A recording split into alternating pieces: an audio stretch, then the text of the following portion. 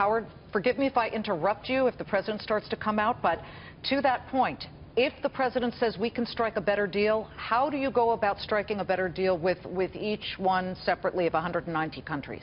You've got to have willing partners. Angela Merkel announced last week she's done. The real issue is not what we're going to do, it's what they're going to do. And I don't think it's beyond the pale that they, in fact, impose a carbon tax on our exports. Or how about this? Usually when you have a leader who is not consistent with the brotherhood of man, when you put sanctions on the country, you focus it more on the leader and his colleagues to coerce his behavior. What if they start sanctioning Trump properties around the world with a carbon tax? That's the real issue, as opposed to he's now going to call up 190 countries and say, hey, let's start again. David, what do you think? No, I completely agree. I think the biggest issue here is, and you alluded to it as the ambassador, is the law of unintended consequences. It's not even clear that the American coal companies benefit from this, because they may just get blackballed in the international market from the 194 countries that are part of this. And so I don't think this is a job creator at all. I think this is a job destroyer. Well, what did you see, and what did you see when you shifted NRG from burning massive amounts of coal to trying to make it a greener operation?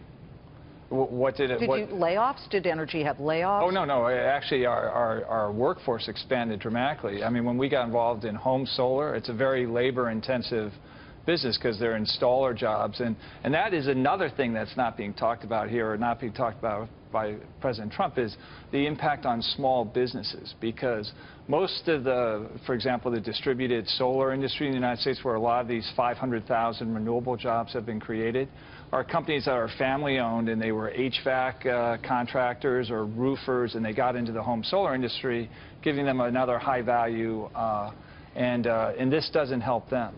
Well, you know, it's interesting. A lot of people say that it's tough to get people to jump on the climate change bandwagon because the effects are very slow. But we have seen 2 of the warmest years on record in North America ever. The last 2 years, I believe, and yet the markets are pretty solid at the moment. I would put into play the fact that we got the ADP May jobs number, and it was a big beat. So the markets began charging ahead this morning as soon as that number came out. And May auto sales, as I said, were flat after 2 months of declines, so that certainly helped. We had factory activity, the ISM, beating estimates. So that, too, contributed to a much better feeling that we are no longer in an emergency Federal Reserve interest rate situation. The labor market is extraordinarily tight. The environment when it comes to the economy is not in an emergency.